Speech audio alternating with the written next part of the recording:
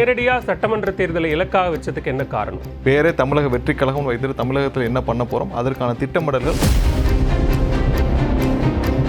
திடீர்னு வராங்க, கூட்டம் போடுறாங்க, பேசுறாங்க, போயிடுறாங்க அப்படிங்கிற விமர்சனம் சரியானதா தானே? 30 நாட்களாக எங்களுடைய நிர்வாகிகள் போராட வேண்டியிருக்க ஒரு நிகழ்ச்சியை நடத்துறது.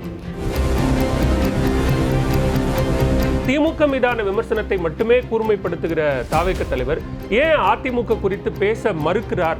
மக்கள் மனசுல இல்லாத ஒருத்தரை பற்றி நாம் ஏன் திரும்ப திரும்ப பேசணும்? தாவேக்கவையே பாஜக மிரட்டிதான் திமுகவுக்கு எதிராக பேச வைக்கிறது. பொதுவெளியில பேசுறதுக்கு ஒரு செய்தியாளர் சந்திப்பு நடத்துவதில் என்ன சிக்கல் இருக்கு? தேவையானப்ப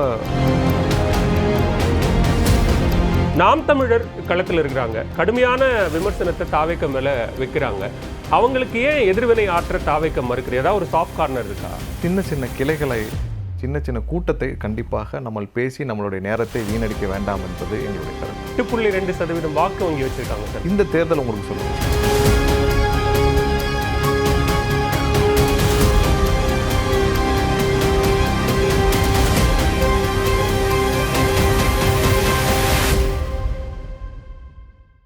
நியூஸ் 18 தமிழ்நாடு நேயர்களுக்கு வணக்கம். களம் 18 நிகழ்ச்சிக்கு உங்களை வரவேற்கிறோம். இன்றைய நேர்காணலில் நம்மோடு இணைந்திருக்கிறார் தமிழக வெற்றிக் கழகத்தின் இணை பொதுச் செயலாளர் திரு CTR நிர்மல்குமார் அவர்கள். உங்கள் சார்பில் அவரை வரவேற்கிறேன். வணக்கம் சார். வணக்கம். வாழ்த்துக்கள். முதல்ல 2 ஆண்டுகளை நிறைவு செய்து 3ஆம் ஆண்டில் தாவேக அடியெடுத்து வைத்திருக்கிறது. இந்த ஒரு அரசியல் கட்சியாக உருவெடுத்து இந்த 2 ஆண்டுகளில் தாவேக தமிழ்நாட்டில் ஏற்படுத்திய தாக்கம் அப்படின்னா எதை சொல்லுவீங்க? தமிழ்நாட்டில் நீங்கள் இது வரைக்கும் நீங்கள் பார்க்காத ஒரு அரசியல் கட்சியாக கண்டிப்பாக தமிழக வெற்றி கழகம் இருக்குது. நீங்கள் நம்ம ஜென்ரேஷன்ஸு இல்லை நமக்கு முந்தின ஜென்ரேஷன்ஸு, நான் இந்த பல மேடைகளில் பேசியிருக்கேன். 1970க்கு அப்புறம் அரசியல்னாலே ஒரு வெறுத்து ஒதுங்கின ஒரு பெரிய ஜென்ரேஷன்ஸ் நம்ம அந்த 1970க்கு அப்புறம் பிறந்தவர்கள். ஏன்னா அரசியல் எதையும் கலந்து கொள்ள மாட்டார்கள், அரசியல் என்ன நடக்குதுன்னு கவனிக்க மாட்டாங்க, எல்லாத்தையும் வெறுத்து ஒதுங்கின ஒரு மக்கள். ஒரு 85% மக்கள் இன்னைக்கு அரசியலை உற்று நோக்கி பார்க்குறாங்க. முதல்ல விக்கிரவாண்டி மாநாடில் தான் அது எல்லாருக்கும் வெட்ட வெளிச்சமாச்சு. ஏன்னா விக்கிரவாண்டி மாநாடை பார்க்காத வீடுகள் இல்லை, அதில் என்ன நடந்துச்சு, எப்படி நடந்துச்சுன்னு சொல்லிட்டு. ஸோ அப்போ தான் எல்லாருக்கும் ஒரு சர்ப்ரைஸ் என்னென்னா, எல்லா மக்களும் ஆவலோடு ஒரு கட்சி என்ன பண்ணுது, என்ன பண்ண போகுதுன்னு ஒவ்வொரு நாளும் உற்று நோக்க ஆரம்பிச்சிட்டாங்கன்னா அவங்களுக்கு ஒரு மாற்றத்திற்கான நம்பிக்கை வந்திருக்கு. 70 வருடம் யாரும் கொடுக்காத ஒரு நம்பிக்கை எங்கள் தலைவர் ஒரு 2 ஆண்டுகளில் கொடுத்துருக்கிறாருன்னா கண்டிப்பாக இது ஒரு பெரிய மாற்றத்திற்கான முதல் படியாக தான் நாங்கள் பார்க்குறோம். இப்படி ஒரு மாற்றம் இருக்கு, ஒரு வரவேற்பு இருக்கு தாவேக்காக்கு அப்படின்னும் போது ஏன் 2026 சட்டமன்ற தேர்தலை இலக்கா வச்சுங்க? இடையில 24 நாடாளுமன்ற தேர்தல் வந்துச்சு, இடைத்தேர்தல்கள் கூட வந்துச்சு. ஆனால் அதையெல்லாம் விட்டு நேரடியாக சட்டமன்ற தேர்தலை இலக்காக வச்சதுக்கு என்ன காரணம்? இல்லை, ஒரு கட்சி தொடங்கி அந்த கட்சியில் உள்ள நிர்வாகிகள் அந்த கட்சிக்கான ஒரு செட்டப்பை நம்ம உருவாக்க வேண்டியிருக்கும், கட்டமைப்பை நம்ம உருவாக்க வேண்டியிருக்கும், தேர்தலை சந்திக்க வேண்டியிருக்கும்.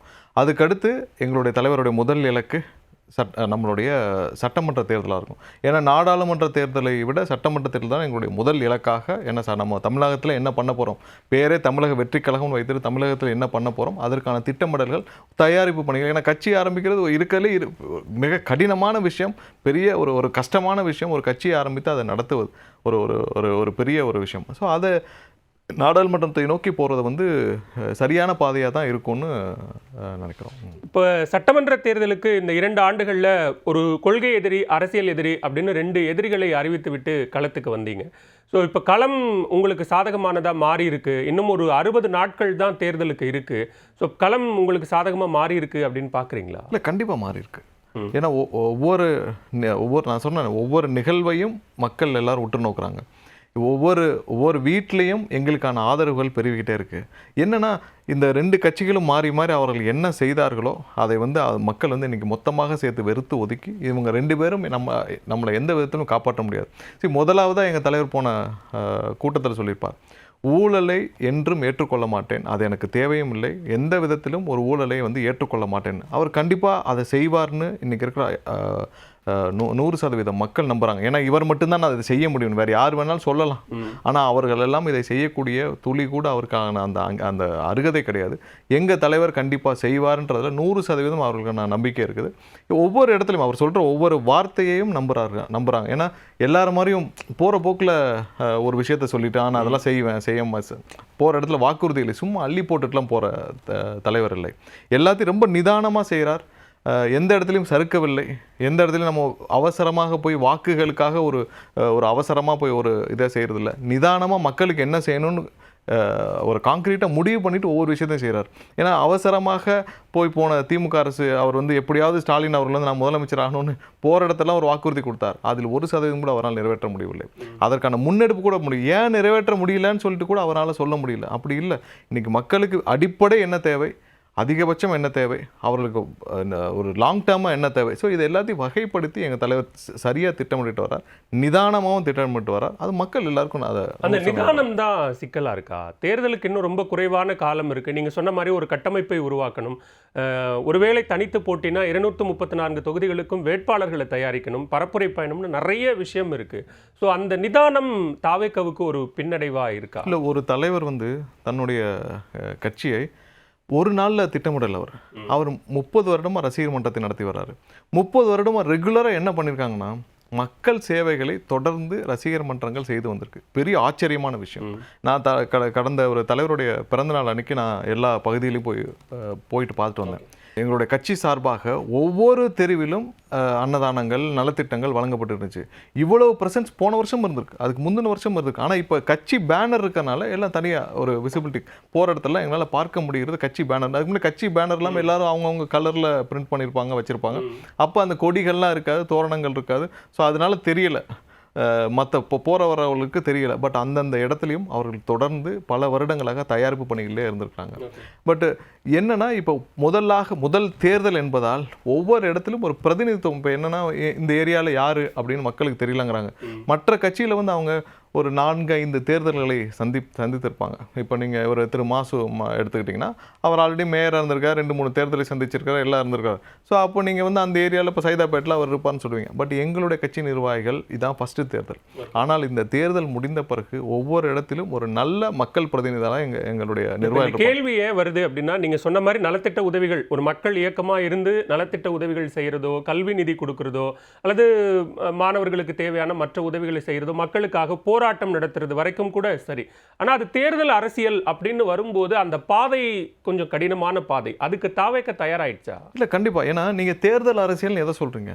நம்ம வந்து மக்கள்கிட்ட போய் நம்ம யாருன்னு சொல்லக்கூடிய, மக்கள்கிட்ட கனெக்ட் ஆகக்கூடிய இடத்துல இருக்கணும். அதை ஆல்ரெடி பண்ணிட்டாங்க. ஒவ்வொரு கடைக்கோடி மக்கள்கிட்டையும் எங்களுடைய நிர்வாகிகள் கனெக்டடாக தான் இருக்காங்க. ஒவ்வொரு வீட்லேயும் கனெக்டடாக இருக்காங்க. அவங்க ஆல்ரெடி கிரவுண்டில் இருந்து மக்களோட கனெக்ட் பண்ணி ஒவ்வொருத்தரும் நலத்திட்டங்கள், மக்களோட அவங்க சமூக பணிகளை செஞ்சுக்கிட்டு தான் இருக்கிறாங்க. ஸோ தேர்தல் அன்று என்ன செய்யணுமோ அது இது முதல் தேர்தல். அதற்கான தயாரிப்பு பணிகளை எங்கள் தலைவர் 2 வருஷமாக செஞ்சுட்டு வர்றார். அதாவது பூத்து கமிட்டி வந்து எனக்கு தெரிஞ்ச வரை பூத்து கமிட்டிக்கு 30 பேருக்கு மேலே ஆக்டிவாக உள்ள கட்சி எங்கள் கட்சி மட்டும். நான் மற்ற இடத்துலலாம் பார்த்துருக்கோம், மற்ற கட்சிகளில் திமுகவை பார்த்துருக்கோம். அங்கெல்லாம் என்னென்னா, இப்போ தேர்தல் அறிவித்த பிறகு ஒரு குறிப்பிட்ட அளவு பணத்தை வைத்து அதுக்கப்புறம் தான் பூத்தை கன்ஸ்டியூட் பண்ணுவாங்க. எங்கேயுமே வந்து நிரந்தரமாக இங்கே 30 பேர் 40 பேரில் எந்த கட்சி திமுகலையோ அதிமுகலையோ நீங்கள் நான் சொல்வதை நீங்கள் ஏற்றுக்கொள்ளனாலும் நீங்கள் கிரவுண்டில் போய் பார்க்கலாம். நீங்கள் மிகப்பெரிய ஒரு குளத்தூரில் திரு ஸ்டாலின் அவர்கள் முதலுடைய தொகுதியிலே போய் பாருங்கள். இந்த பூத்துக்கு யாருன்னு கேட்டு பாருங்கள், ஒருத்தரை தவிர யாரும் இருக்க மாட்டாங்க. தேர்தலுக்கு ஒரு அனௌன்ஸ்மெண்ட்டுக்கு ஒரு வாரத்துக்கு முன்னாடி தான் பணத்தை வைத்து வேட்பாளர் டிக்ளேர் ஆன பிறகு தான் உருவாக்கப்படும். இப்போ சமீபத்தில் எஸ்ஐஆர் பணிகள் நடக்கும்போது பூத் கமிட்டி உறுப்பினர்கள் தானே போய் அந்த எஸ்ஐஆர் பணிகள் எல்லாம் அதில் எங்களை வந்து ரெஜிஸ்டர்டு பார்ட்டியா எங்களுக்கு வந்து அங்கீகாரம் இல்லாமல் இருந்ததுனால எங்களுடைய நிர்வாகிகள் நேராக போய் அந்த பிஎல்ஓஸை பார்க்க முடியாது, அவங்ககிட்ட இருந்து லிஸ்ட்டை வாங்க முடியாது, அவங்களை தொடர்பு கொள்ள முடியாது. ஸோ அதில் எங்களுக்கான சட்ட சிக்கல்கள் இருந்துச்சு. தமிழ்நாட்டில் ஒவ்வொரு வீட்டுக்கும் விஜய் போய் சேர்ந்திருக்கிறார் அப்படிங்கிறீங்க. நிறைய கருத்து கணிப்பு முடிவுகள்லாம் வருது. ஆனால் தாவேக்க தலைவர் விஜய் பேசும்போது கருத்து கணிப்பு முடிவுகளுக்கு முரணா நிற்கிறார். ஏன்? உங்களுக்கு தெரியும் கருத்து கணிப்புகள்லாம் கடந்த சில ஆண்டுகளாக எப்படி இருக்குன்னு சொல்லிட்டு. ஏன்னா ஒரு சில தொலைக்காட்சிகள் உண்மையாக நடுநிலையாக இருக்கும், ஒரு சில தொலைக்காட்சிகள் கருத்து திணிப்பாக இருக்கும். ஸோ கருத்து கணிப்பு என்கிற பெயரில் நிறைய பேர் வந்து தவறான தகவல்களை கொடுக்குறார். அதெல்லாம் இல்லை. நான் என்னுடைய கண்கூட அனுபவத்தில் பார்த்த சொல்கிறேன். நான் கட்சிக்கு சேர்ந்து ஒரு வருஷம் ஆச்சு. அப்போல்லாம் வந்து ஒவ்வொரு வீட்டிலும் எப்படின்னா, நான் இது வரைக்கும் பார்க்காத ஒரு சூழ்நிலையாக இருக்குது. ஒவ்வொரு வீட்டிலும் அவரை வந்து அவங்க வீட்டில் சொந்த அண்ணனா, ஒரு தம்பியா, ஒரு மகனா, இப்படி தான் எல்லா வீட்லேயும் பார்க்குறாங்க. நான் வந்து இது ஒவ்வொரு இடத்துலையும் போகிறப்ப பார்த்து உணர்ந்த விஷயம். இப்படி ஒரு தலைவருக்கு ஒரு ரெஸ்பான்ஸ் வந்து நான் இது வரைக்கும், நான் ஒரு 15-16 வருஷமாக ட்ராவல் பண்ணுறோம், பல தலைவர்களோட பேசியிருக்கிறோம். இது வரைக்கும் இல்லாத அனுபவம். எல்லாருக்குமே இது புதுசாக இருக்குது. எல்லாருக்குமே இது புதுசா நீங்க இருக்கு. சொல்றது இந்த வரக்கூடிய கூட்டத்தை சொல்றீங்க. கூட்டம் இல்லை, நான் எங்க தலைவரை பார்க்காத மக்களும் சொல்றேன். கண்டிப்பாக இப்ப நீங்க சொல்ற மாதிரி ஒரு ரட்சகர் அவர் வந்து எங்களை காக்க வந்திருக்கிறார் அப்படிங்கிற அடிப்படையில் நீங்க சொல்றீங்க இல்லைங்களா? நான் என்ன கேட்கிறேன்னா, இது எல்லாமே வாக்குகளாக மாறும், இவர்கள் எல்லோரும் தாவேக்காவுக்கு வாக்களிப்பார்கள் அப்படிங்கிற நம்பிக்கை ஏற்பட்டிருக்கான்னு கேட்கிறேன். அது எப்படி, எந்த அடிப்படையில்? என்னன்னா, ஒரு கட்சி ஏதாவது ஒரு கட்சி இன்னைக்கு எங்களை தவிர்த்து வேற ஏதாவது ஒரு கட்சி இன்னைக்கு நீங்க ஒரு தெருவில் கொடி பிடிச்சிட்டு போக சொல்லுங்க, எத்தனை வீட்டில் கதவை திறந்து வணக்கம்னு சொல்லி வரவேற்கிறான்னு சொல்லுங்க. நீங்க உங்களுடைய அனுபவத்தில் பல விஷயத்தில் பார்த்துருப்பீங்க. நீங்கள் யாராவது இப்போ அதிமுக திமுக ஓட்டு கேட்க போகணுன்னா முன்னாடியே அவங்க போய் ஒரு செட்டப் பண்ணி வைக்கணும். நீங்கள் எல்லாம் ஒவ்வொரு வீட்லையும் கோலம் போட்டு வைப்பாங்க, ஒவ்வொரு வீட்லையும் இவங்களே ஆள்களை நிற்க வச்சு இவர்களே பூ போட்டு வரவேற்பார்கள். எங்களுடைய நிர்வாகிகளுக்கு அப்படி கிடையாது. ஒவ்வொரு வீட்டிலும் அவர்கள் எந்த கட்சி, விஜய் கட்சியாக வாங்க அப்படின்னு வரவேற்கக்கூடிய சூழ்நிலையை நாங்கள் பார்க்குறோம். மக்கள் எப்படி வரவேற்கிறாங்களோ அதை பொறுத்து தான் எங்களுடைய ரெஸ்பான்ஸ். ஏன்னா நாங்கள் சும்மா போய் ஒரு கருத்துக்களை அள்ளி தெளிக்க முடியாது. ஒவ்வொரு இடத்திலும் மக்கள் எங்களை பார்த்து வரவேற்கிறது அவர்கள் சொந்த கட்சியாக நினைத்து வரவேற்கிறார்கள். ஏன்னா நாங்கள் போய் சும்மா வந்து எங்களுடைய தலைவர் பல ஒரு 5000 10,000 கோடி எடுத்துகிட்டு வந்து இல்லை 3 ஜென்ரேஷனாக சேர்த்து வச்ச சொத்துக்கள் அவர் இல்லை, அவருடைய சொந்த சொத்து, அவரை சம்பாரிச்சது, அவர் சம்பாரித்த பணத்துலேருந்து ஒரு கட்சி ஆஃபீஸை திறந்து அவர் சம்பாதித்த பணத்துலேருந்து டெய்லி செலவு பண்ணி இந்த கட்சியை நடத்திட்டு வர்றாரு. ஸோ அதனால் ஒவ்வொரு விஷயத்தையும் மக்கள் இன்னைக்கு கண்கூட பார்த்துட்டு வர்றாங்க. அவங்களுடைய சொந்த கட்சியாக நினைக்கிறார்கள். எங்களுடைய தலைவரும் அப்படித்தான். இதை வந்து எந்த நேரத்திலும் இந்த மக்களுக்கு காம்ப்ரமைஸ் பண்ணிட்டு ஒரு தவறான ஒரு முடிவை எடுக்கக்கூடாது. ரொம்ப நிதானமாக ஒவ்வொரு விஷயத்தை எடுத்து அந்த இடத்துல தான் ஒரு விமர்சனம் எழுது. ரொம்ப சீசன்டா மக்களை சந்திக்கிறார். இப்போ மக்கள் சந்திப்பு நிகழ்ச்சிகள் தொடங்கி நடைபெற்ற நிகழ்வுகள், அது கரூருக்கு முன்னாடி இல்லை கரூருக்கு பின்னாடின்னு கூட அது பிரிச்சுப்போம். ரொம்ப செலக்டிவாக தான் நிகழ்வுகள் நடக்குது. அதை தாண்டி அந்த மக்கள் சந்திப்பு நடந்தா அதுக்கப்புறம் தாவேக்காவினுடைய செயல்பாடுகள் என்னன்னே தெரியாமல் போயிடுது. திடீர்னு வராங்க, கூட்டம் போடுறாங்க, பேசுகிறாங்க, போயிடுறாங்க அப்படிங்கிற விமர்சனம் சரியானதாக தானே இருக்குது. ஒரு சின்ன விஷயம் சொல்கிறேன். எங்களுக்கான பெரிய சேலஞ்சஸ் என்னென்னா, அரசு நிர்வாகம் உங்களுக்கு எந்த அளவுக்கு ஒரு நடுநிலையாக செயல்படணும்னு இருக்கு. எங்களுக்கு மட்டும், மற்ற எல்லாருக்கும் இப்போ நீங்கள் யார் ரோட் ஷோ பண்ணுறாங்களா? அதிமுக கலந்து பண்ணுறாங்களா? பிஜேபிலேருந்து ரோட் ஷோ பண்ணுறாங்களா? பிரதமர் வர்றார், உள்துறை அமைச்சர் வர்றார், ரோட் ஷோ பண்ணுறாரா? டெய்லி இன்றைக்கி காலையிலேருந்து பார்த்தீங்கன்னா முதல்வர் சார்பாக ரோடை ஃபுல்லாக பிளாக் பண்ணிவிட்டு முதல்வர் வந்து ஊர்வலமாக நடந்து போயிட்டுருக்கார். இன்றைக்கி காலைல பார்த்தேன் நேப்பியர் பாலத்திட்டு ஊர்வலமாக நடந்து போயிட்டுருக்கார். எங்களுக்கு ஒரு சின்ன பெர்மிஷன் கொடுத்தாலே, இப்போ நாங்கள் வந்து எங்களுக்கு எப்போவும் ஒரு மகாபலிபுரத்தில் ஒரு இடத்துல புக் பண்ணுவோம். அங்கேயே பார்த்தீங்கன்னா நாங்கள் இந்த தேதி நேற்று வந்து எங்களுடைய 3ஆம் ஆண்டு துவக்க விழாவுக்கு நாங்கள் அந்த தேதியில் நிகழ்ச்சி நடத்த போகிறோம் என்று தெரிந்து எங்களுக்கு முன்னாலே அது புக் பண்ணி வச்சுருக்காங்க. சிஎம் உடைய ப்ரோக்ராம்னு சொல்லி பிளாக் பண்ணி. அதே மாதிரி நாங்கள் அடுத்த வேலூரில் ஒரு தேதியை கொடுத்தால் அன்றைக்கு சிஎம் ப்ரோக்ராம்னு எங்களை மாற்ற சொல்கிறார். எந்த இடத்துலையுமே நாங்கள் இப்போ நீங்கள் மற்ற கட்சியெல்லாம் முத நாள் வந்து அப்ரூவல்லாம் கிடையாது. அவங்க போய் சும்மா ஒரு லெட்டர் மட்டும் கொடுத்து இன்டிமேஷன் விட்டோம். அவங்களுக்கு அப்ரூவல் கிடையாது. இன்டிமேஷன் மட்டும் கொடுத்துட்டு நாளைக்கு வர்றாங்கன்னு சொல்லிட்டு திரு எடப்பாடி அவர்களோ இல்லை மற்ற பாரதிய ஜனதா கட்சியோ இல்லை மற்ற எந்த கட்சியாக இருந்தாலும் நடத்திக்கிட்டே தான் போகிறாங்க. பட் எங்களுக்கு மட்டும்தான் 30 நாட்களாக எங்களுடைய நிர்வாகிகள் போராட வேண்டியிருக்கு ஒரு நிகழ்ச்சியை நடத்துறது. அதை போராடின்னு சொல்றீங்களா? அது கடுமையான நெருக்கடி, ஒரு எமர்ஜென்சியை விட கடுமையான நெருக்கடி. என்னதான் பிரச்சனைன்னு சொல்ல மாட்டாங்க. என்ன இப்போ நாங்கள் வந்து எதிர்கட்சிகளுக்கே, பிரதான எதிர்கட்சியான அதிமுகவுக்கும் அல்லது மத்தியில் ஆட்சி செய்கிற பாஜகவுக்கும் கொடுக்காத ஒரு நெருக்கடியை தாவேக்காவுக்கு கொடுக்க வேண்டிய அவசியம் அரசுக்கு என்ன வந்துச்சு? இல்லை, அவர்களுடைய பயமே நாங்கள் மட்டும்தானே. இன்னைக்கு நான் எங்களுடைய தலைவர் கட்சி ஆரம்பிக்கிறதுக்கு முன்னாடி வரைக்கும் என்ன சொல்லிட்டு இருந்தார் முதல்வர்? 200 உறுதின்னு சொன்னாரா? கட்சி ஆரம்பிச்சு விக்கிரவாண்டி மாநாடுக்கு அப்புறம் ஒரு நாளாவது 200ன்ற வார்த்தை வந்திருக்கா உங்களுக்கு? அவருக்கு உள்ள நிலைமை தெரிஞ்சு போச்சு. பயந்துட்டாங்கன்னு சொல்றீங்க? கண்டிப்பாக பயந்துருக்கிறார். ஏன்னா மக்கள் செல்வாக்கு மக்கள் ஆதரவு எப்படி இருக்கோ அதுக்கு அதை தெரிஞ்சு தான் அவருடைய பயமும் அவருடைய ஒவ்வொரு நடவடிக்கையும். இன்னைக்கு அவருடைய சொந்த ஒரு தோழமை கட்சிகள் ஒன்றும் இல்லை, ஒரு புக் ஃபங்க்ஷன் விழா, ஒரு அம்பேத்கருடைய புக்கு ரிலீஸ் விழா, அதற்கு அண்ணன் திருமா அவர்களை போக விடாமல் நெருக்கடி கொடுத்தா அண்ணன் திருமா அவர்கள் சொன்னாரா ஒரு பேட்டியில்? கண்டிப்பாக இந்த தேர்தல் வித்தியாசமான தேர்தலாக இருக்கும். இப்போ நீங்கள் சொல்கிற அந்த வித்தியாசம் அப்படிங்கிறது, ஒரு பக்கம் அதிமுக பாஜக கூட்டணி வந்துருச்சு, அதில் உங்களுடைய கொள்கை எதிரியான பாஜக அங்கே இருக்காங்க அந்த கூட்டணியில்.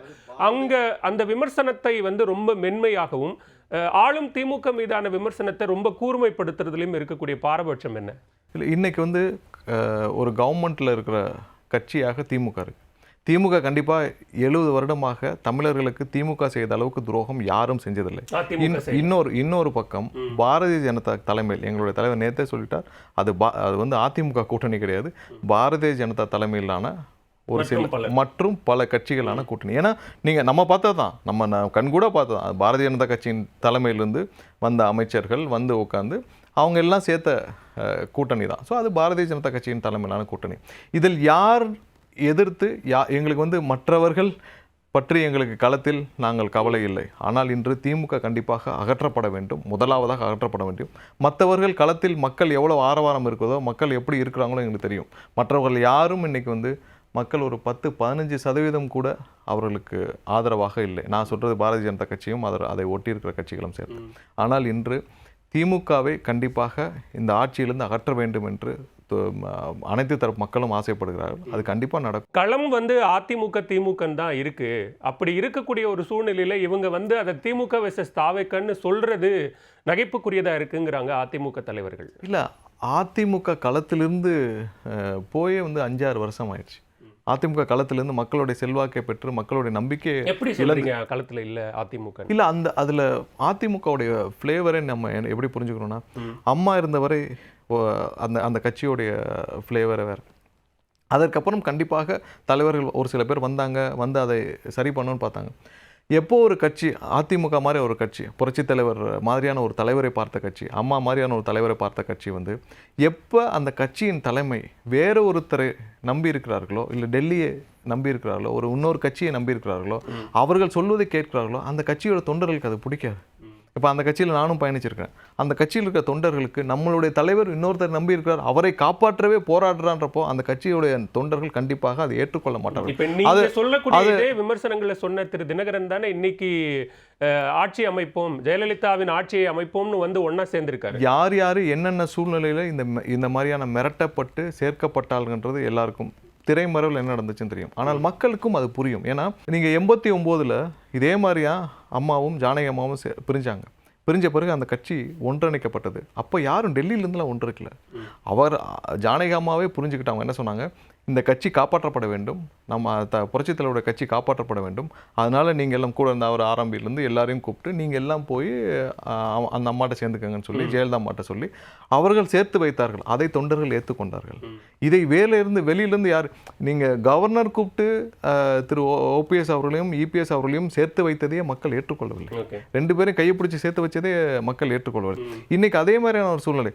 ஏன்னா நீங்கள் இவர்களாக உணர்ந்து கட்சியை காப்பாற்ற வேண்டும், அம்மாவுடைய கட்சியை காப்பாற்ற வேண்டும் என்று சேர்ந்திருந்தால் பரவாயில்லை.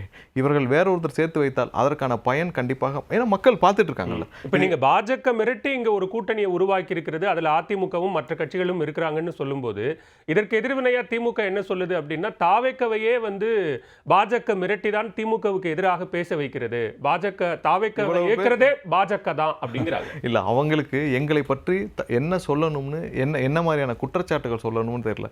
அதனாலதான் வந்து சும்மா வந்து கட்டமைப்பு இல்லை, வெளியில வர மாட்டேங்கிறாங்க. வெளியில நீங்க வர்றதுக்கு பெர்மிஷன் கொடுத்தா தானே வர முடியும். அவர்கள் எங்க தலைவர் மீது எந்த குறையும் சொல்ல முடியவில்லை. அதனால தேவையில்லாத இந்த மாதிரி குறைகள்லாம் சொல்றாங்க. எங்களுடைய தலைவர் ஒவ்வொரு விஷயத்தையும் ரொம்ப கிளீனா ஃபர்ஸ்ட் டே கொள்கை எதிரி அரசியல் எதிரி திட்டமிட்டு அனௌன்ஸ் பண்ணார். ஆட்சியில் பங்கு யார் அன்னைக்கு வந்து கூட்டணி வருவாங்க இல்லை வரல, இல்லை இவங்களுக்கு நம்ம வந்தால் கொடுக்கணும், இல்லை இவங்க வர்றனால எனக்கு இவ்வளோ நம்பர் அரித்மெட்டிக்கா, எங்களுடைய தலைவர் வந்து அரித்மெட்டிக்கா. ஏன்னா ஒரு விஷயம் நான் திரும்ப இங்கே தெளிவாக இந்த பிளாட்ஃபார்மில் சொல்லணும்னு நினைக்கிறேன். ஒருத்தருக்கு இப்போ அதிமுகவுக்கா ஒரு பகுதியில் இல்லை ஒரு செக்மெண்ட் ஆஃப் பீப்புள், ஒரு தரப்பு மக்கள் இல்லை ஒரு சமூகத்தை சேர்ந்த மக்கள் ஓட்டு போட மாட்டாங்கன்னு தெரிஞ்சுதான் அங்கேருந்து கூட்டணிக்கு ஆசைப்படுவார். ஆனால் திமுகவுக்கு அதே தான். திமுகவுக்கு ஒரு தரப்பான மக்கள் இல்லை ஒரு சமூக மக்கள் வந்து வாக்களிக்க மாட்டாங்கன்னு தெரிஞ்சது. ஆனால் எங்கள் தலைவருக்கு எப்படி இருக்குன்னா 234 தொகுதியிலையும் ஒரே மாதிரியான பெர்சன்டேஜ் ஒரே மாதிரியா இருக்கு. 230 நாங்கள் பல சர்வேகள் எடுத்துட்டோம் இன்டர்னலாக.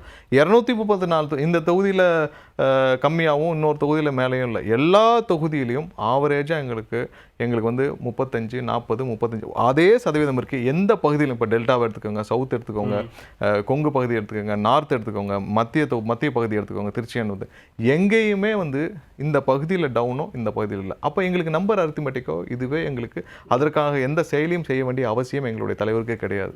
என்னைக்கு நீங்க ஒரு பக்கம் ஆட்சியில் பங்கு அதிகாரத்தில் பங்குங்கிறத அறிவிச்சிட்டீங்க, மறுபுறம் நீங்க சொன்ன மாதிரி ஒரு சர்வேல உங்களுக்கான வெற்றி வாய்ப்புகளும் பிரகாசமா இருக்கு அப்படிங்கிறீங்க. இப்படியான சூழல்ல ஏன் தாவேக்கவை நோக்கி எந்த கட்சியுமே வரல? ஆட்சியில் பங்குன்னு ஏன் அறிவிச்சாங்கன்னா, இப்ப சின்ன சின்ன கட்சிகள் இருக்கும், அவர்களுக்கான ஒரு கொள்கைகள் இருக்கும், அவங்க மக்களுக்கு என்ன செய்யணும்னு ஆசைப்படுவார்கள். ஆனால் அவங்க ஆட்சிக்கு வரவே முடியாது. ஆனால் அவர்களுக்கு தேவையான பிரதிநிதித்துவம் முக்கியத்துவம் கொடுக்கணும். கொடுக்கலன்னா நீங்கள் அவங்களுக்கு தேவையான நீங்கள் ஒரு காம்ப்ரமைஸை பண்ணியோ அவர்களுக்கு நீங்கள் பணமாவோ வேறு ஏதாவது ரீதியாக நீங்கள் உதவ வேண்டிய சூழ்நிலை ஏற்படும்.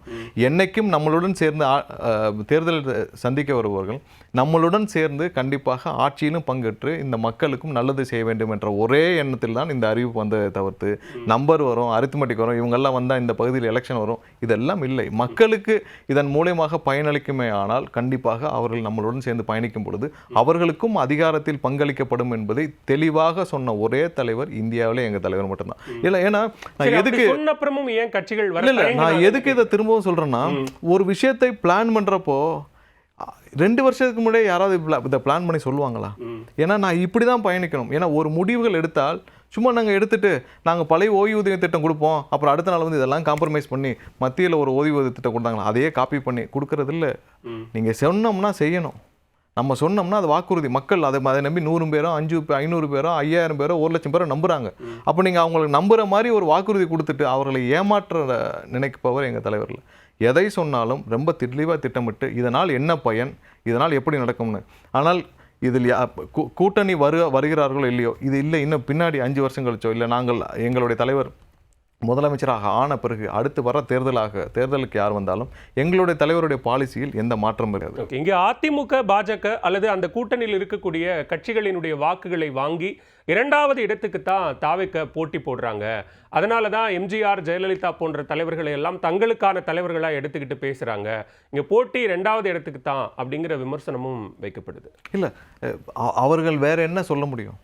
இப்போ வந்து முதலமைச்சர் ஸ்டாலின் வந்து இல்லை தமிழக வெற்றிக்களம் ஜெயிக்கும்னு சொல்ல முடியும். ஆனால் அவர்களுக்கு எல்லாமே தெரியும். அதனால தான் அவர்கள் வந்து இன்றைக்கி பதட்டத்தில் இருக்கிறார்கள். இன்றைக்கி திமுக வந்து இதுக்கு முன்னாடி திமுக வந்து கடந்த 4 வருஷத்தில் 50 கிறிஸ்மஸ் விழா பண்ணி பார்த்துருக்கீங்களா? 50 கிறிஸ்மஸ் விழா. போன வருஷம் கிறிஸ்மஸ் விழாவே வந்து பார்த்தீங்கன்னா அது இந்து அறநிலையத்துறை அமைச்சர் பண்ணார். அதுக்கு முன்னாடியும் இந்து அறநிலையத்துறை அமைச்சர் தான் கிறிஸ்மஸ் விழா பண்ணார். இந்த வருடம் 50 கிறிஸ்மஸ் விழாக்களை பண்ணியிருக்கிறார்கள் அவங்களுடைய நிர்வாகிகள் எல்லாம் சேர்ந்து. எதற்காக? அவங்க வந்து திடீர்னு என்ன நீங்கள் வந்து மைனாரிட்டிஸ் பாசம், திடீர்னு என்ன கிறிஸ்தவர் மீது நீங்கள் ஒன்று பயங்கர பாசத்தை காட்டுறீங்க. இதுவரை நீங்கள் வந்து இஸ்லாமியர்களுக்கு என்ன செஞ்சீங்க? இப்போ கூப்பிட்டு எல்லாரையும் மீட்டிங் போடுறீங்க. ஏன் இப்போ போட்டு எல்லாரும் ஓட்டு வாங்கிட்டு அடுத்த 5 வருஷத்துக்கு ஏமாத்துறதுக்கா? இந்த பதட்டத்திற்கு வர காரணமே அவர்களுக்கு உள்ள நிலைமை புரிந்து விட்டது. ஒவ்வொரு சின்ன சின்ன கட்சியை கூட போன வருஷம்லாம் வீட்டுக்கு வர வைத்து பார்த்த திரு ஸ்டாலின் அவர்கள் இப்போ ஒவ்வொருத்தரையும் தேடி போய் சந்திக்க ஆரம்பிச்சு விட்டார். ஸோ அதுவே அவர்கள் எல்லாரும் திரைமறைவாக நடக்கிற விஷயங்கள் நான் சொல்றது. அவர் ஒவ்வொரு கட்சியும் எப்படி பேசி எப்படி ஒரு வருஷத்துக்கு முன்னாடியே புக் ஃபேர் ஒரு அம்பேத்கர் புத்தக விழாவிற்கு போகக்கூடாத அளவிற்கு ஒருத்தரை தடுத்து நிறுத்தும் அளவிற்கு என்ன நிர்பந்தம் அவருக்கு ஏற்பட்டுச்சு? போயிட்டு இன்னைக்கும் பொதுவெளிகளில் பேசுறாரு. எனக்கு நாளைக்கு அவர் வேண்டாம் அப்படின்னாலும் நான் வெளியில வர தயார், எனக்கு தேர்தல் அரசியல் முக்கியம் இல்லை, கொள்கை தான் முக்கியங்கிறதுல இன்னைக்கும் கூட பேசல. இல்லை, நான் அன்னைக்கு அவர் தெளிவாக அதுக்கான அறிக்கையும் கொடுத்துருக்காரு, அன்னைக்கு அதுக்கு விளக்கமும் கொடுத்துருக்காரு திருமாவர்கள். அன்னைக்கு அதை பத்திரிகையிலும் சொன்னார். இந்த மாதிரி ஒரு அறிக்கையாக கொடுத்து இந்த பத்திரிகையில் வந்த பிறகுதான் எனக்கான நிர்பந்தம் ஏற்பட்டுச்சு, நான் கலந்து கொள்ள வேண்டும் என்று ஆசைப்பட்டேன் அப்போ சொல்லியிருக்கிறார். அதை சொன்னதுனால தான் எங்கள் தலைவரும் அன்னைக்கு வந்து அண்ணன் திருமாவர்கள் வரணும்னு ஆசைப்பட்டார். வர முடியல. கண் கூட ஒவ்வொரு இடத்துல எதிரி அப்படிங்கிறத ஃபிக்ஸ் பண்ணிட்டு வந்ததுனால ரொம்ப கூர்மையா திமுகவை பார்க்குறீங்களா? உதாரணத்துக்கு இப்போ கரூர் சம்பவத்தில் எந்த ஒரு அரசியல் தலைவரும் தன்னுடைய தொண்டன் சாவதை விரும்ப மாட்டான் அப்படின்னு சொன்னார் முதலமைச்சர். இப்போ இன்றைக்கு பேசுகிற போது புதிய எதிரிகள் வந்திருக்கிறார்களே அப்படின்னு கேட்கும்போது என்ன சொல்றாருன்னா, நான் யாரையும் எதிரிகளாக பார்க்கல, எல்லோரையும் நண்பர்களாகத்தான் பார்க்குறேன், நான் அவங்களுக்கும் மரியாதை கொடுக்குறேன் அப்படிங்கிறாரு. ஒரு அரசியல் களத்தில் கட்சி எதிர்கட்சி ஆளும் கட்சி அப்படிங்கிற அந்த வித்தியாசத்தை தாண்டி எதிரி அப்படின்னு வர்றத ஒரு மாதிரி ஒரு பகைமைத்தன்மையோடு அணுகக்கூடிய போக்கு இருக்கா? எங்களுடைய தலைவர் யாரையும் எதிரியாலாம் பார்க்கல. தமிழ்நாட்டுக்கு எது நல்லதுன்னு பார்த்தார். தமிழ்நாட்டுக்கு திமுக போனால் கண்டிப்பாக நல்லது, பிரைமரியா அது கண்டிப்பாக ஒழிய வேண்டும்.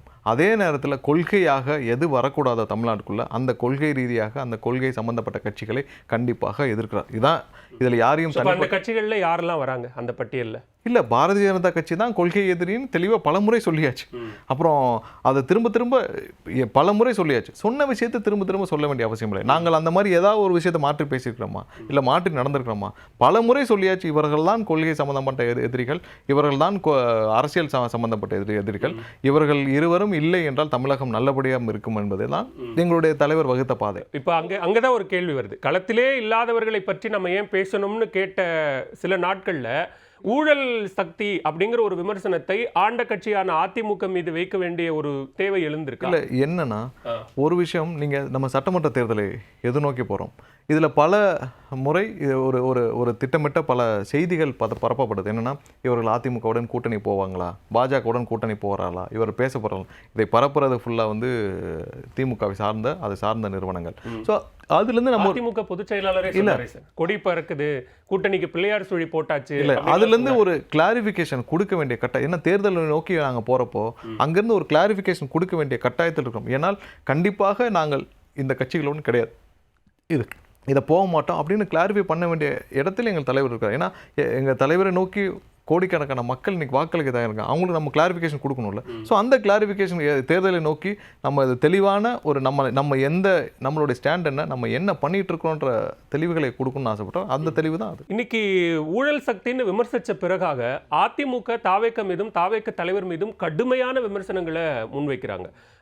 அவருடைய திரைத்துறை வாழ்க்கை தொடர்பாகவோ அரசியல் வாழ்க்கை தொடர்பாகவோ, அவர் ஏன் மக்களை சந்திக்கல, கரூர்ல உயிரிழந்த குடும்பங்களை ஏன் சந்திக்கலங்கிறது முதற்கொண்டு கடுமையான விமர்சனங்களை முன்வைக்கிறாங்க. ஆனா திமுக மீதான விமர்சனத்தை மட்டுமே கூர்மைப்படுத்துகிற தாவேக்க தலைவர் ஏன் அதிமுக குறித்து பேச மறுக்கிறார்? மக்கள் மனசுல இல்லாத ஒருத்தரை பற்றி நாம் ஏன் திரும்ப திரும்ப பேசணும்னு நினைக்கிறோம். ஏன்னா அவர்களால் அவர்கள் தலைமையில் ஒரு கட்சி, இதுக்கு முன்னாடி அதிமுக அம்மா இருந்தப்போ எப்படி இருந்துக்கும் நீங்கள் பார்த்துருப்பீங்க. பிரதமராக இருந்தாலும் இல்லத்தில் வந்து சந்திப்பார், அப்படி தானே அம்மா வச்சுருந்தாங்க. அப்படிப்பட்ட ஒரு கட்சி இன்றைக்கி அவங்க தலைமையில் ஒரு கூட்டணி கூட அமைக்க முடியாமல் அதாவது இன்றைக்கி ஒரு ஒரு ஒரு எப்படி இருந்த புரட்சித் தலைவர் வச்சுருந்த கட்சி, அந்த கட்சி இன்றைக்கி ஒரு முதல் அரசியல் கூட்டணி கட்சி தலைவர் வச்சு போடுறாங்க. பாரதிய ஜனதா போட்ட மேடையில் இவங்க போய் கலந்துக்கிட்டு வராங்க. இதற்கு முன்னாடிலாம் பார்த்தீங்கன்னா அதிமுக தலைமை ஜனநாயக கூட்டணியின் கூட்டம்னா அது பாஜக தானே போடணும். இல்லை அதை அதிமுகவும் அரேஞ்ச் பண்ணியிருக்கலாம், அதை நடத்தி அந்த நிகழ்ச்சியை நடத்தினது அதிமுகவும் நடத்தியிருக்கலாம். ஆனால் இது முற்றிலும் ஒரு பாரதிய ஜனதா கட்சியுடைய நிகழ்ச்சியாகவும் அதில் இவர்கள் கலந்து கொண்டதாகத்தான் பார்க்கப்பட்டது. அவர்களால் அவர்களுடைய கட்சிகள் சம்பந்தப்பட்ட முடிவுகளை அவர்கள் எடுக்க முடியாமல் இருக்கும் பொழுது அவர்களை பற்றி நாம் ஏன் அதிகமாக பேசி நம்மளுடைய நேரத்தை வீணடிக்க வேண்டும்? நம்ம இன்னும் மக்கள்கிட்ட சந்திக்க வேண்டிய விஷயங்கள் நிறைய இருக்கு. இப்போ அதிமுகவை ஒரு வீக்கெண்ட் ஃபோர்ஸாக பார்க்குறீங்க, அவங்களை விமர்சிக்க வேண்டிய அவசியம் இல்லைங்கிறீங்க. பாஜகவை விமர்சிக்கிறதுல என்ன பிரச்சனை? உங்களுடைய கொள்கை எதிரி அவங்க இங்கே கூட்டணியில் இருக்காங்க, அவங்களும் நாங்கள் தமிழ்நாட்டில் கால் பதிப்போம், நிறைய கூடுதல் சட்டமன்ற உறுப்பினர்களை பெறுவோம்னு சொல்கிற இடத்துல பாஜகவை ஏன் ஸ்பெசிஃபிக் எந்தெந்த இடத்துல கொள்கை ரீதியாக உள்ள அவங்க அரசியல் ரீதியாகவோ இல்லை அவங்க அரசியல் முடிவுகள் எங்கெங்கெல்லாம் எஸ்ஏஆருக்கு எதிர்த்து நாங்கள் கடுமையாக எல்லா மாவட்டங்களிலும் போராட்டம் பண்ணோம். இப்போ இதில் வக்ஃப் சொத்துக்களுக்கு எதிராக உச்சநீதிமன்றம் போய் ஆர்டரை வாங்கி இப்போ வரைக்கும் போராடிட்டு இருக்கோம். நீங்கள் பரந்தூர் விமான நிலையமே நீங்கள் மாநில அரசுடைய பங்காக இருந்தாலும் மத்திய அரசுடைய ஒன்றிய அரசுடைய பங்கு அதிகமாக இருக்குது, அதுலேயும் இப்போ வரைக்கும் களத்தில் நின்று போராடிட்டு இருக்கிறது எங்கள் தலைவர் மட்டும் தான். எந்தெந்த இடத்தில் அவர்கள் வந்து தடுத்து நிறுத்த வேண்டுமோ கண்டிப்பாக எங்கள் தலைவர் முதல் நபராக அந்த தடுத்து நிறுத்துற இடத்துல கண்டிப்பாக இருப்பார். அப்போ கொள்கை ரீதியாக ஒரு விமர்சனம் வரும்போது தயங்க மாட்டோம்னு சொல்றீங்க. கண்டிப்பாக பல விவகாரங்களில் ஏன் பாஜக குறித்து பேசலங்கிற கேள்வி வந்தது. உதாரணத்துக்கு திருப்பரங்குன்றம் விவகாரம் தொடங்கி பல்வேறு விவகாரங்களில் சமீபத்தில் வந்த ஜனநாயகன் பிரச்சனைக்கு கூட எதிர்க்கட்சி தலைவர் ராகுல் காந்தி தொடங்கி முதலமைச்சர் தொடங்கி தமிழ்நாட்டில் இருக்கக்கூடிய எல்லா அரசியல் தலைவர்களும் பேசிய பிறகும் கூட தாவேக்க தரப்பில் இருந்தோ அல்லது தலைவர் விஜயோ ஒரு குரலை கூட பாஜகவை நோக்கி எழுப்பல அப்படின்னு சொன்னார். திருப்பரங்குன்றம் விஷயத்துல எங்கெங்கெல்லாம் நீங்க ஒரு ஒரு ஒரு ஒரு ஒரு விஷயம் நீதிமன்றத்தில் இருக்கோ, திருப்பரங்குன்றம் விஷயமாக உடனடியாக அடுத்த நாளே எங்கள் தரப்பு கருத்துக்களை உடனடியாக தெரிவித்தோம். என்னன்னா, இந்த விவகாரத்தில் பாரதிய ஜனதா கட்சியும் அதை சார்ந்த ஒரு சில இயக்கங்களும் அங்கே மொபிலைஸ் பண்ணது தவறு, இதை அன்னைக்கே சொல்லிட்டோம். அது கூட திமுக வந்து இதை அந்த பிரச்சனையை பெருசாக்கி 3 நாட்களாக அவங்க மொபிலைஸ் பண்ண விட்டு 3 நாட்களாக எந்த அப்பீலும் பண்ணாமல் முதல் திரு நவாஸ்கனி அவர்களை போகாமல் தடுத்ததே திமுக தான். அங்கே இருக்க காவல்துறை அவர்கள் தடுக்கலானே இவ்வளோ பெரிய இஷ்யூவாக இருக்காது. அடுத்த நாள் அங்கே வந்து மசூதிக்கு போகிற பக்தர்களை அங்கே பலி கொடுக்க போகிறவங்கள தடுத்து காவல்துறை வழக்கு தொடுத்ததும் தவறு. இதெல்லாம் தான் இந்த இஷ்யூவை பெருசாக்குச்சு. இதை வேண்டுமென்றே இவர்கள் வந்து இஸ்லாமியர்களிடம் ஒரு பெரிய ஒரு அன்சர்டனிட்டி கிரியேட் பண்ணி ஒரு அசாதாரண சூழ்நிலையை கிரியேட் பண்ணி அதன் மூலமாக வாக்கு அரசியல் பண்ண நினைச்ச திமுகவிற்கு நாங்கள் கடுமையாக கண்டனம் தெரிவித்தோம். இதை அவர்கள் நினைத்திருந்தால் முதல்லே தடுத்து நிறுத்திருக்கலாம். பாரதிய ஜனதா கட்சி கட்சி கூட அவரோட இன்னும் வேறு சில அமைப்புகள் அங்க மொபிலைஸ் பண்ணிட்டு இருந்தாங்க. அந்த மொபிலைசேஷனை காலையிலேயே தடுத்து நிறுத்தலாம். சாயந்தரம் வரை விவகாரத்தில் அதையும் கூட ஏன் அவர் கண்டிக்கல? இல்ல, அதை நாங்கள் அன்றே எங்களுடைய கட்சி சார்பான நிலைப்பாட்டை சொல்லிட்டோம். ஆனால் இன்னொரு விஷயம் என்னன்னா, நீதிமன்றம் எடுக்கும் நிலைப்பாட்டில் நம்ம தலையிட முடியாது. ஆனால் கட்சி சார்பாக திமுக செய்த தவறையும் மற்ற பாரதிய ஜனதா கட்சியும் அது சார்ந்த இயக்கங்கள் செய்த தவறையும் நாங்கள் சுட்டிக்காட்டினோம். வாக்கு அரசியலுக்காக 2 பேரும் செய்த தவறையும், ஒரு 2 பேரும் அங்க ஒரு அசாதாரண சூழ்நிலை கிரியேட் பண்ணதையும் நாங்கள் கண்டிப்பாக கண்டிச்சோம். எந்த இடத்துல அதெல்லாம் யாருக்கும், எங்க தலைவருக்கு என்னைக்கும் எந்த தயக்கமும் இது கிடையாது. இவ்வளவு பரந்தூருக்கே போய் நின்று களத்தில் நின்று பேசிய தலைவருக்கு இந்த விவகாரத்தில் சொல்றதுக்கு எந்த தயக்கமும் இல்லை. ஆனால் விமர்சனங்கள் அப்படித்தான் வருது. பாஜக குறித்து ரொம்ப கவனமா பேசாம தவிர்த்துறாரு, விமர்சிக்க மாட்டேங்கிறாரு அப்படின்னு தான் சொல்றாங்க. இல்ல, எங்களுடைய தலைவருடைய வார்த்தைகள் மிகவும் நாகரிகமாக இருக்கும். ஒவ்வொரு சொற்களும் நாகரிகமாக இருக்கும். அதை வைத்துக்கொண்டு இவர்கள் சொல்லலாம். ஆனா இவங்களே வந்து பாத்தீங்கன்னா, பிரதமர் வர்றப்போ எதிர்க்கட்சி இருந்தப்போ போய் கருப்பு கொடியெல்லாம் காட்டினாங்க, எல்லாம் பண்ணாங்க, கருப்பு பலூன்லாம் விட்டாங்க. இவர்கள் பிரதமர் வரும்பொழுது தமிழகம் குறித்து என்னைக்காவது ஒரு நாள் ஒரு சின்ன பேப்பராக எடுத்து காட்டியிருக்காங்க. வரும்பொழுது அவர் மனம் கோணாமல் எவ்வளவு நல்ல பிள்ளையாக நடந்து கொள்ள முடியுமோ அவ்வளவு நல்ல பிள்ளையாக முதல்வரும் அவருடைய குடும்பமும் நடந்து கொண்டது. இன்னைக்கு நிர்வாக ரீதியாகவோ சட்ட ரீதியாகவோ மத்திய அரசை எதிர்த்து நடத்துற அந்த ஃபைட்டை வந்து நீங்க அதை எதிர்ப்பா பார்க்கல. அவங்க எங்கேயுமே வந்து என்னைக்காவது ஒரு நாள் பிரதமரை எதிர்த்தோ உள்துறை அமைச்சர் எதிர்த்தோ பேசியிருக்காங்களா சொல்லுங்க. அவங்க பேசுறதால கவர்னர் யாரு? அவர் படி கிளம்பி டெல்லி போயிடுவார். கல்வி நிதி கொடுக்கலன்னு எதிர்த்து பேசுறது கவர்னர் இல்ல. அவர்கள் அதற்கு அதை செய்ய சொல்ற பிரதமரையும் உள்துறை அமைச்சரையும் பேசியிருக்கணும்னு சொல்றேன் நான். நீங்க பிரதமரை பெயரை சொல்லியோ உள்துறை அமைச்சர் பெயரை சொல்லியோ நீங்க பேசியிருக்கணும். அவர் சொல்றதை கேட்கிற கவர்னரை பேசி என்ன பிரயோஜனம்? நான் என்ன சொல்றேன்னா, ஒரு உதாரணம் மட்டும் சொல்றேன். இப்ப நீங்க நிறைய தீர்மானங்கள்ல சமீபத்தில் தாவேக்கனுடைய தீர்மானங்கள்லயோ அல்லது மேடை பேச்சுகள்லயோ ஒன்றிய அரசு தமிழ்நாட்டு மக்களை வஞ்சிக்கிறது அப்படின்னு சொல்றீங்க. அங்க ஏன் நீங்க பாஜகவை விமர்சிக்கல அப்படின்னு கேட்கும்போது ஒன்றிய அரசுனா அது பாஜக தானே அப்படின்னு சொல்றீங்க. அப்ப மத்திய அரசு தமிழ்நாட்டுக்கு கல்வி நிதி கொடுக்க மறுக்கிறது அப்படின்னா இட் மீன்ஸ் பாஜக, இட் மீன்ஸ் பிரதமர், இட் மீன்ஸ் உள்துறை அமைச்சர் தானே? இல்ல, கண்டிப்பா. என்னன்னா, இவர்கள் எதிர்ப்பது நீங்க வந்து ஒரு நீங்கள் பிரதமர் பெயரை சொல்ல, நான் என்ன சொல்ல வரேன்னா, பிரதமர் பெயரை சொல்ல பயந்துட்டு நீங்கள் கவர்னரை பெயரை சொல்லி திட்டுறீங்க. ஸோ அவர்கள் அப்படி பார்த்தா கவர்னரை விமர்சிக்கக்கூடிய அல்லது குற்றச்சாட்டுக்கு உள்ளாக்கக்கூடிய மாநிலங்கள்ல தமிழ்நாடு மட்டும் இல்ல, கேரளா விமர்சிக்கிறாங்க. நீங்கள் கவர்னரை விமர்சிங்கள், ஆனால் அவர்களை இயக்கும் மத்திய அரசு பிரதமரையும் உள்துறை அமைச்சரும் பேச மாட்டேங்கிறீங்கன்னு தான் நாங்க சொல்றோம். ஒன்றும் இல்லை. அப்படி ஒரு உதாரணமா சொல்லணும்னா, சமீபத்தினுடைய பட்ஜெட்ல கேரளா, தமிழ்நாடு மாதிரியான மாநிலங்களில் இருக்கக்கூடிய ரேர் கனிம வளங்களை எடுப்பதற்கான ஒரு காரிடார் போடுறாங்க. இப்போ அது தொடர்பாக தாவேக்கா தரப்புல இருந்து எந்த ஒரு எதிர்ப்பும் வரலையே. 2 நாளைக்கு முன்னாடி அதுக்கான எதிர்ப்புகளை தெரிவித்து எங்களுடைய செய்தியாளர் சந்திப்பில் அதை எதிர்க்கிறோம். கண்டிப்பாக தமிழகம் மட்டுமல்ல, எங்கிருந்தும் இந்த தாது மணல் கொள்ளைகளை இங்கிருந்து திருடப்படுவதை அனுமதிக்க முடியாதுன்னு சொல்லியாச்சு. ஏன்னா இங்க வளர்ச்சியை செய்யாமல் இங்க இருக்கிற நேச்சுரல் ரிசோர்ஸ், இங்க இருக்கிற தாது மணலையும் ஒரு தாது மணல் கேரிடார்னு கிரியேட் பண்ணி நீங்க கொள்ளையெடுப்பதை அனுமதிக்க முடியாது ஏற்கனவே நாங்கள் சொல்லி அது அனைத்து பத்திரிகைகளிலும் வந்துருச்சு. ஸோ எங்கெங்கெல்லாம் எதிர்க்க முடியுமோ கண்டிப்பாக கடுமையாக எதிர்ப்பது எங்களுடைய தலைவராகத்தான் இருக்கும். அதில் எந்த மாற்று கருத்தும் இருக்காது. இவர்களை மாதிரி சும்மா பின்னாடி காம்ப்ரமைஸ் பண்ணிட்டு முன்னாடி வந்து கண் துடைப்புக்கு செய்கிற நபர் எங்கள் தலைவர் இல்லை. ஓகே. நியூஸ் 18 தொலைக்காட்சிக்கு பேட்டியளித்த மத்திய நிதியமைச்சர் நிர்மலா சீதாராமன், விஜயனுடைய வருகை திமுகவுக்கு தான் அச்சத்தை ஏற்படுத்தி இருக்கு, நாங்கள் ஸ்ட்ராங்காக தான் இருக்கோம், என்டிஏ கூட்டணி இப்போ பலப்பட்டிருக்கு, அதிமுக அங்கே பலமாக தான் இருக்கு, அவங்களுக்கு தான் அச்சத்தை ஏற்படுத்தி இருக்குன்னு சொல்லும்போது அதை திமுக என்ன சொல்றாங்கன்னா, இதிலிருந்து தான் தெரிகிறது தாவேக்காவை இயக்குவது பாஜக தான் அப்படின்னு சொல்றாங்க. அதாவது அவங்க சொன்னது கூட்டணி அவங்களுக்கு இன்டாக்டா இருக்குன்னு சொல்லியிருக்காங்க. மக்கள் ஏற்றுக்கொள்ள வேண்டும் எந்த கூட்டணி, யாருக்கு வாக்களிக்க வேண்டும் என்று. இதுக்கு முன்னாடி மக்களுக்கு வேற ஆப்ஷன் இல்லாமல் இருந்துச்சு. நீங்க வந்து ஒன்று இவர்களை விட்டால் அவர்களை விட்டால் இவர்கள். விமர்சனம் வந்தா பதில் சொல்லித்தானே ஆகணும் அப்படிங்கிறாங்க. நீங்க இவங்களை தீய சக்தினும் இவங்களை ஊழல் சக்தினும் விமர்சிக்கும் போது அதுக்கான எதிர்வினையை நாங்கள் கண்டிப்பா எந்தெந்த இடத்திலும் ஆக்கப்பூர்வமான விமர்சனமும் அதுக்கு நாங்கள் பதில் சொல்லுவோம். தேவையற்ற ஒரு வதந்திகளை கிளப்புறதுக்கு பதில் சொல்ல வேண்டியது அவசியம் இல்லை. அந்த மாதிரியான ஒரு சராசரி அரசியலை மக்கள் எங்களிடம், எங்கள் தலைவரிடம் எதிர்பார்க்கவில்லைங்க தான் எங்களுக்கு. ஓகே. இப்போ பாஜக தரப்பு கடுமையான விமர்சனத்தை வச்சாலும் கூட தாவேக்கா எங்களுடைய கூட்டணிக்கு வரணும், திமுகவை எதிர்ப்பு அப்படிங்கிற ஒரு புள்ளியில எங்களோடு வந்து சேரணும்னு இன்னைக்கு கூட திரு நயினார் நாகேந்திரன் பேசுறார். ஸோ அப்ப தாவேக்காவை அவர்கள் எதிர்பார்த்து காத்திருக்கிறார்கள் அப்படின்னு புரிஞ்சு. இல்லை, அவங்க தான் வலுவான கூட்டணி வச்சிருக்கேன்னு சொல்றாங்க. அப்புறத்துக்கு எங்களை எதிர்பார்த்துட்டு காத்திருக்க வேண்டும். இது சம்பந்தமாக 6 மாதமாக நான் தான் பெரும்பாலும் செய்தியாளர் சந்திப்பில் 6 மாதமாக சொல்லிட்டு இருக்கோம். கண்டிப்பாக எங்களுடைய நிலைப்பாட்டில் எப்போ கரூர் சம்பவத்துக்கு அப்புறமும் சொன்னோம், சிபிஐ அலுவலகத்துக்கு வெளியவும் சொன்னோம், எங்கள் தரப்பிலிருந்து எந்த இடத்திலும் எந்த காம்ப்ரமைஸும் இருக்காது, எங்கள் நிலைப்பாட்டில் எந்த மாற்றமும் இல்லைன்னு. இதற்கு மேல் நாங்கள் எப்படி தெளிவாக சொல்ல முடியும்?